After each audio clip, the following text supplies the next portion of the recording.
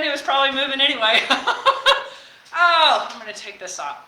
We got a little something in between us here. I think we're good. I think I might have to move this back a little bit. Sorry, everybody. Technical difficulties, as per usual. All right. So that looks a whole lot better. All right. Let me get the notes. Hello, and welcome to the Twisted Ewe. Carolyn with my friend Irene coming at you today, Thursday morning lives. We do love them. So I'm just going to kind of kill some time here while we get some more people on board watching, and I'm going to start with what I'm wearing. So today you can see I am wearing just a lovely little cardigan. I've worn it before. You guys have seen it. My mom made it for me. And I was telling Irene earlier that when I knew we were going to do this today, because this is a big thing. This is going to be huge, and I was so excited about it, and I just... You know, a lot of it ties back into my mom and my grandma Ruby, who we're named after. And so I just wanted to feel a little bit closer to my mom and my grandma, who taught my mom how to knit, who taught me how to knit. And so today I'm wearing a creation from my mother. And it kind of caused me to sort of look back and reflect on how important, you know, this hobby, you know, is. That not only do you get so many benefits from the act of knitting and stuff, but then other people get those benefits as well in ways that maybe you didn't anticipate. And so it's just one more reason we're doing what we're doing, and we love it. So this is my sweater. I tell you the yarn it was, but I couldn't. Don't know. She bought it somewhere at market. It's got yak in it. It's wicked light and stupid warm. That's all I can tell you. If you're looking for that, yak's the way to go. What am I knitting? Hold on. So I don't know if anybody else has had this problem ever, right? I made a hat for my friend for Christmas. Beautiful little red hat that she was wanting. Knit it all up and gave it to her, and well, the brim's a little tight, it doesn't fit right. So guess what? Back to the drawing board I go. And I've started another little hat. There you go. And all it is just a super easy, basic knit to purl to rib pattern. The last one was a little more complicated this time. She really just wanted something simple, and I made it complicated. So we're going to go with what she wants. Anyhow, knitting that up with the little Tosh Merino light in the Ravelry red color. I love that red. It's one of my favorites. So that is my story. And Irene, what are you wearing today? Well, I picked up this beautiful scarf that is done by Trippin' with Dixie, and I'm gonna go home with it because it is so soft, it's so beautiful, and what better time of year to have a beautiful scarf to wear. Right. Now, this is made from alpaca. It is woven alpaca and hand dyed by Polly herself. And it is it's nice. Look at that. It makes a big wrap. You can wear it as a scarf. Lots of versatility. You're going to love it. I know I am. I'm already loving it. All right. Yeah. Okay, so obviously, you know Irene's here. Who is Irene? Some of you might be saying. And why is she here? And why is she here? So, Irene Deely, otherwise known as the Woman of Steel, is an artist that has been here. How many years have you been here? Well, we purchased the building in the end of 2002, and I opened the business in 2003. Okay, Yeah. So you were here for quite a few years, and we bought it, 3 years ago? What year was that? It's 2017 that we bought it, or 20? Yeah, right in there. Yeah. Anyhow, so we had to move. Those of you that know, we used to be located on State Street, and due to whatever circumstances, we found ourselves in a position we had to move. Thought we'd locked down a great location, everything fell apart. Here we have 30 days to get moving, and we're back to the drawing board. So the guy the agent I was working with ran a search, and this building popped up. And he's like, "You've got to go look at it." I said, "I think you're right." And so we went and looked at this building, and I walked into it, and I wasn't here 30 seconds. I said, "This is it.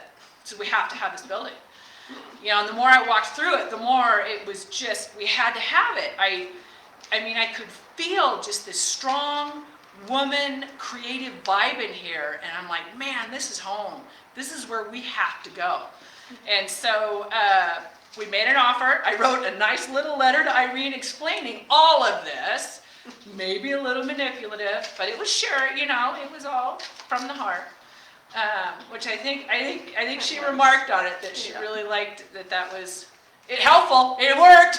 We're here. Yes.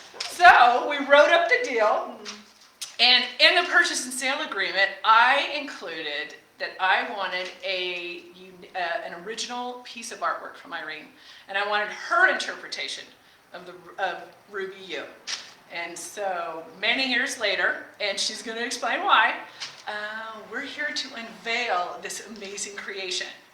So I am going to let Irene, I think first of all, we get so many people in here that ask, where is the Woman of Steel? Where did she go? What is she doing today?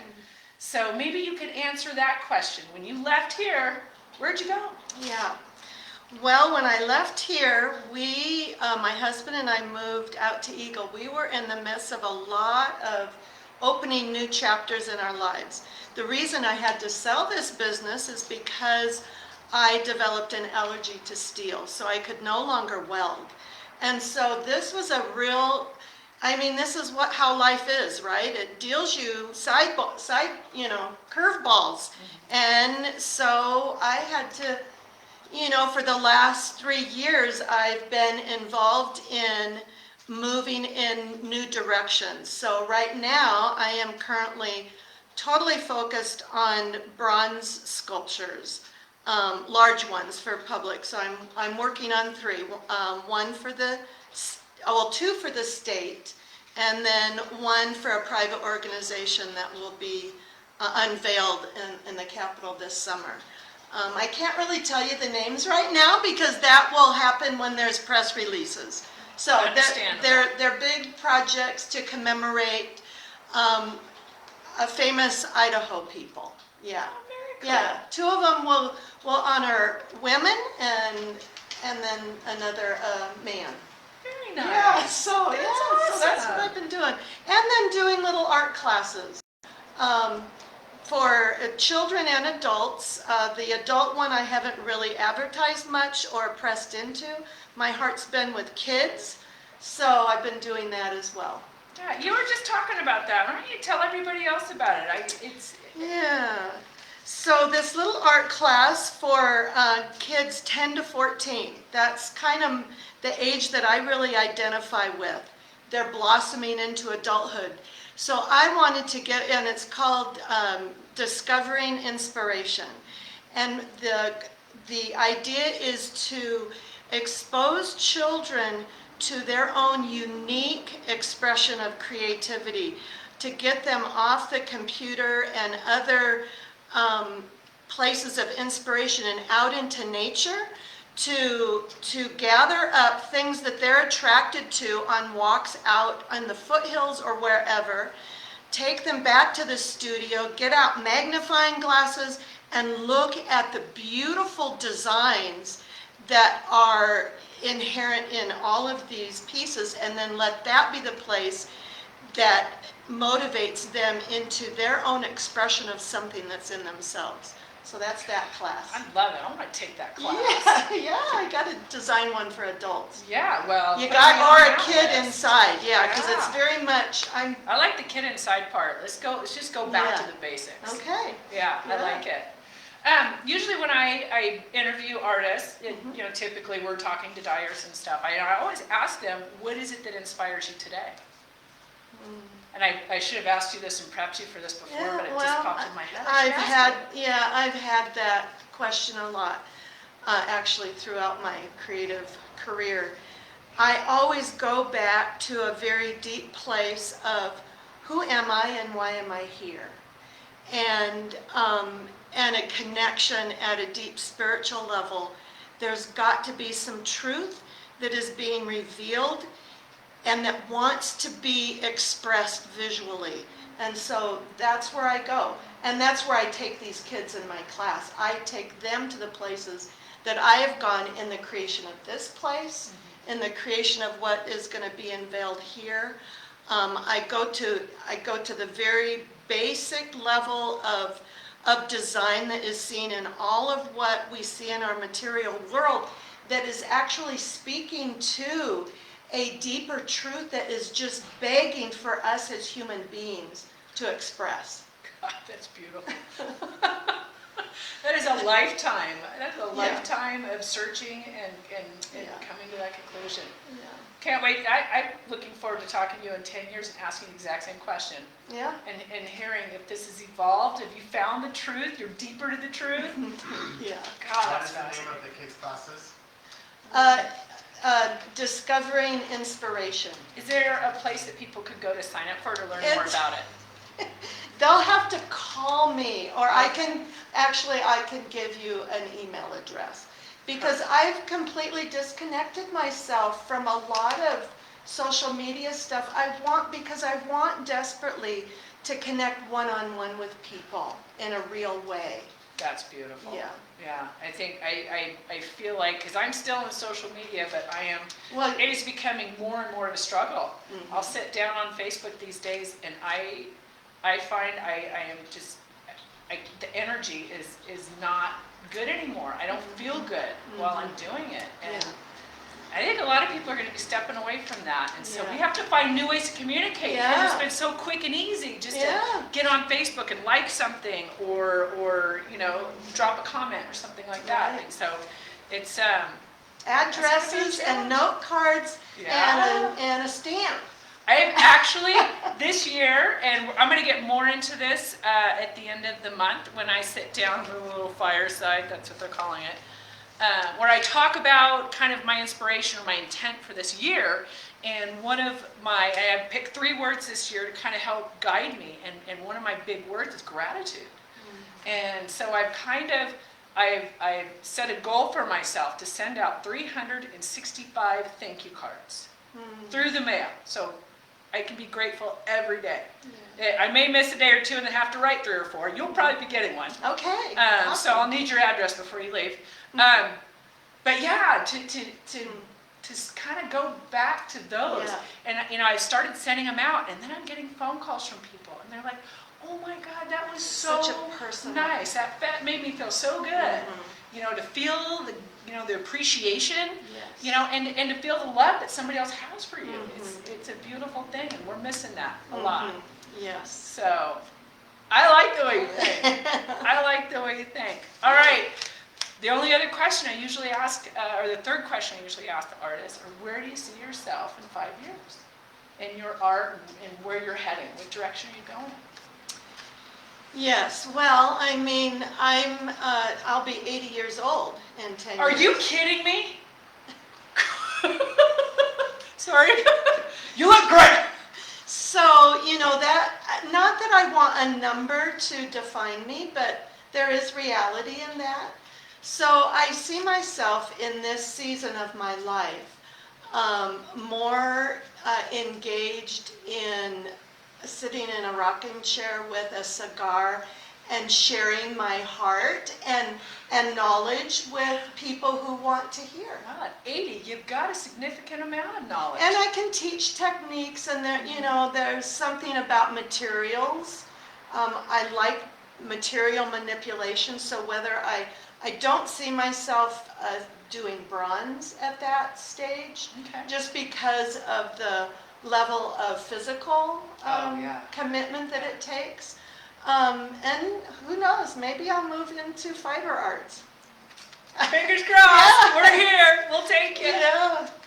All right. So I say we start talking about what we have underneath here today. Yes. And maybe I just told Irene, and she was trying to get some more guidance from me, and I'm like, come into the store, visit it. I'll tell you about why we started it. I'll tell you kind of all that background. I said, but I want your interpretation of it, which I would imagine as an artist, when you're asked to create something for somebody, has got to be a little terrifying, because your interpretation will be very different from mine, Yes. right? Yeah. And it can be a little frightening, but I find that when I ask that of people, I am always so blown away by what they come up with, and they're not they're not inhibited by my restrictions, right? Yeah. And they go places I never would have expected. And I'll be honest, when you sent me pictures of this, my first reaction was, oh. And it kind of took me a minute, and I'm like, okay. And I looked, and you had put it up on Facebook, and I read a comment that you had made about how art is to provoke a reaction. I'm like, success. I've been provoked.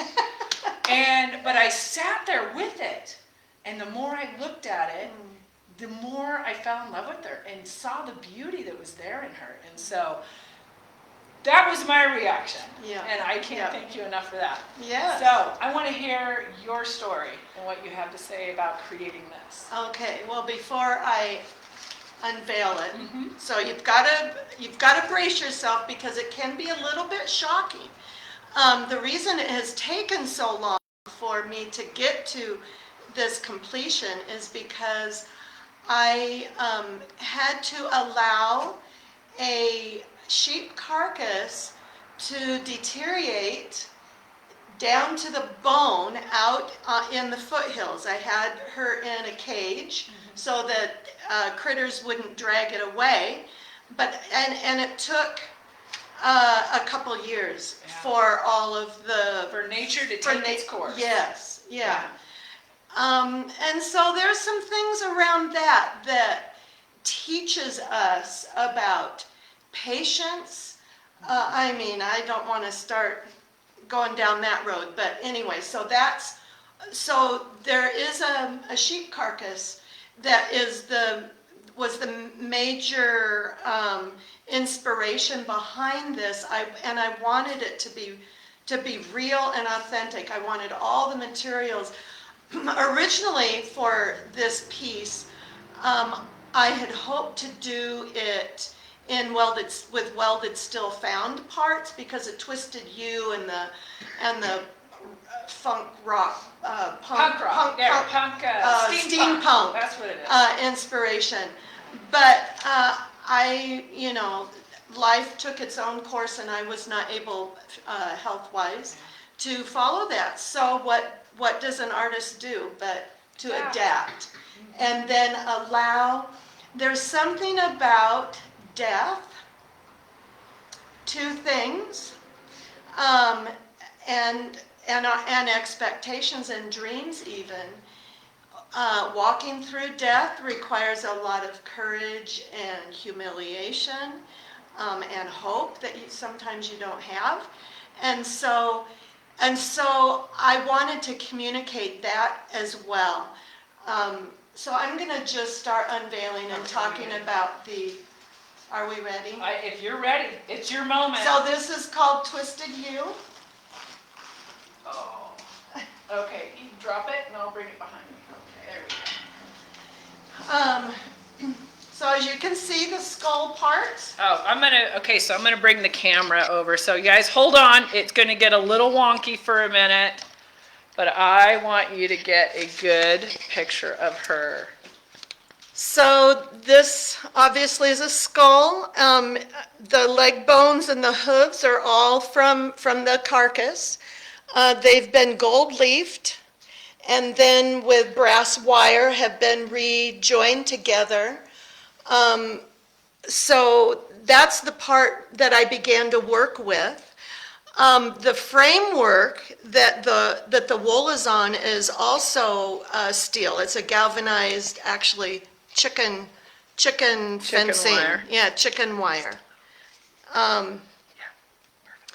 That then I did a rug hooking technique of attaching all this wool.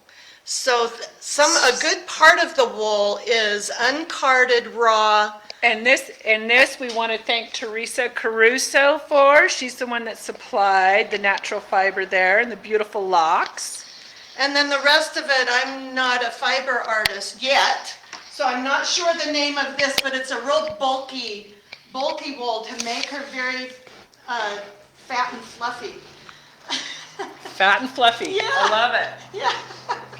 I feel that way sometimes. I know, me too. Yeah, I was really identifying with this.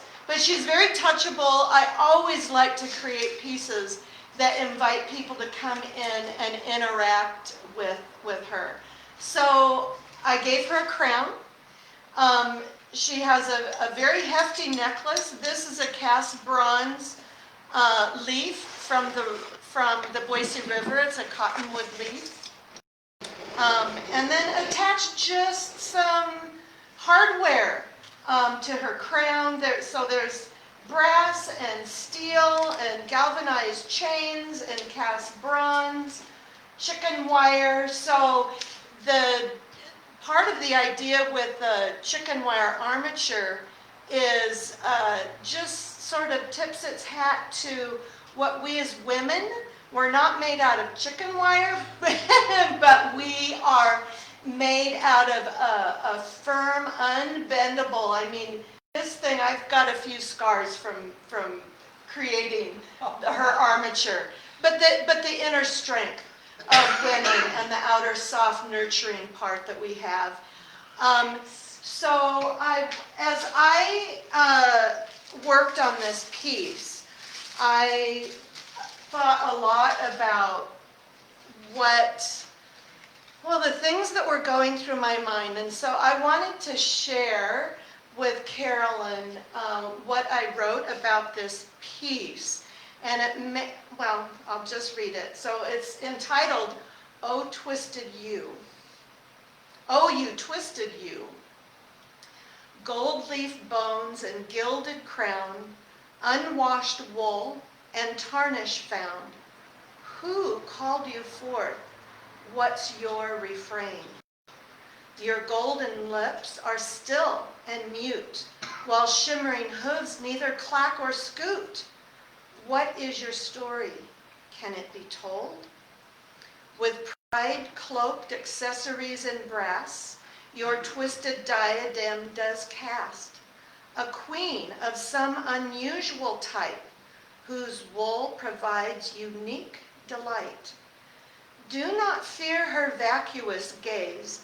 There's something more than first glance gave. Twisted you from a realm unknown, benevolent hands to us did loan, to tell a story it shares with yours. Surely great mysteries are in store. The rest is for you to search. By one hand, wool, gold, and bones doth merge. So we're all connected by a benevolent hand, and where sometimes we question, why are we made like this? And it's a question we all need to ask. Some of us are twisted ewes, some of us are something else, and what are we going to do with what we have been given? And that is why these bones and this carcass, once dead, has been gilded with gold. I'm a little choked up. You do evoke emotion out of me, that's for sure. It's amazing. Thank you. You're welcome. God, my heart thanks you so much. This is amazing. Oh, I didn't expect that. You are a treasure. Well, thank you for giving me the opportunity to rise to the challenge that you gave me. Wow. Yeah. You did. In spades. Thank you, Carolyn. Oh my God.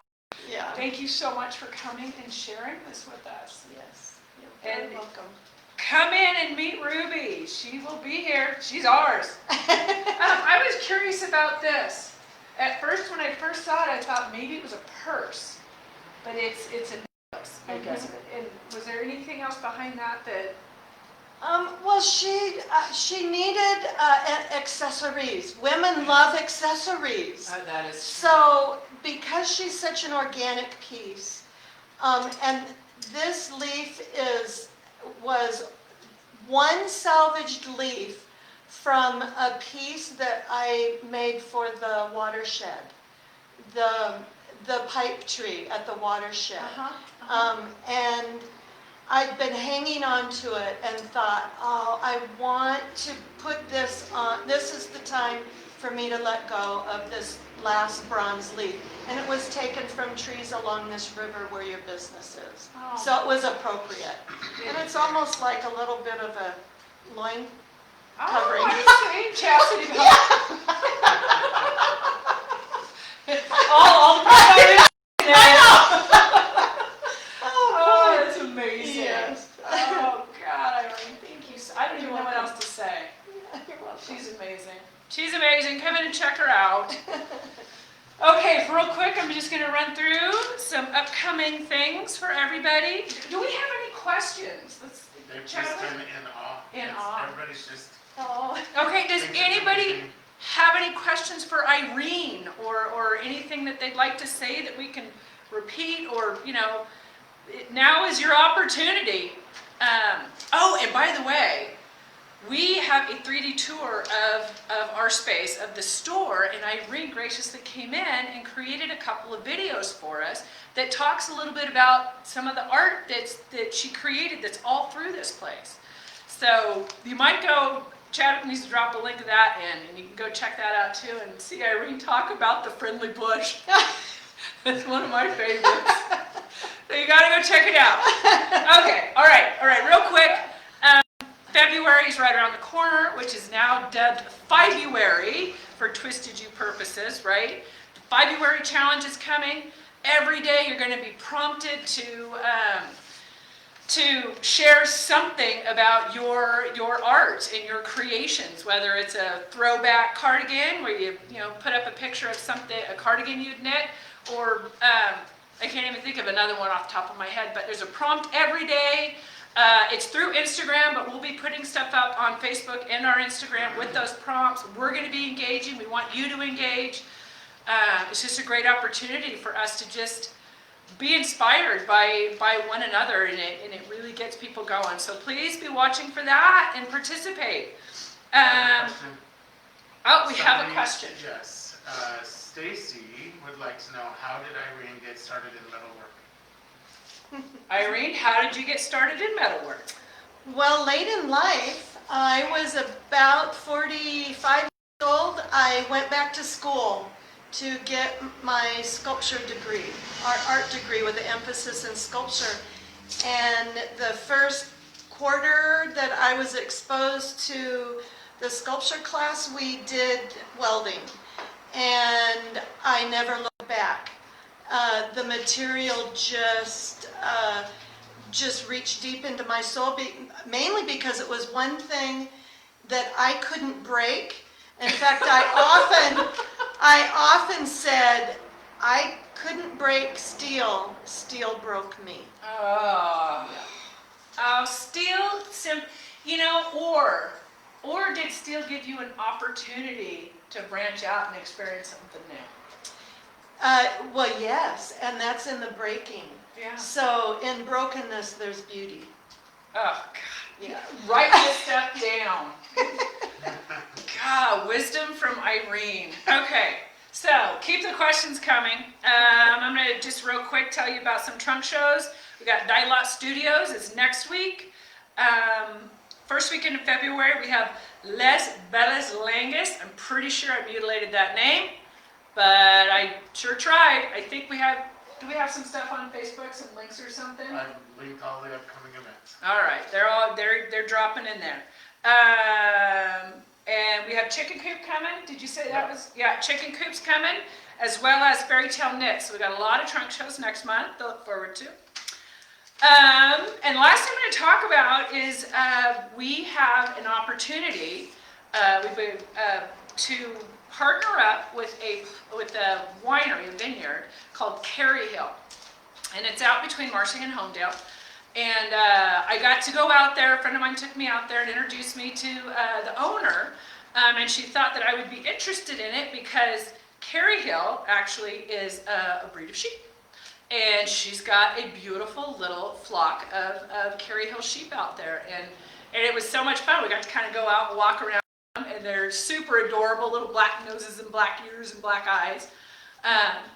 Anyhow, in talking to the owner, I said, boy, we'd love to collaborate with you, work with you on something. And so I got a phone call last week, and and they are doing a sheep shearing on the 27th of February, weather pending, and has asked us if we want to help put the event on. And we jumped on it.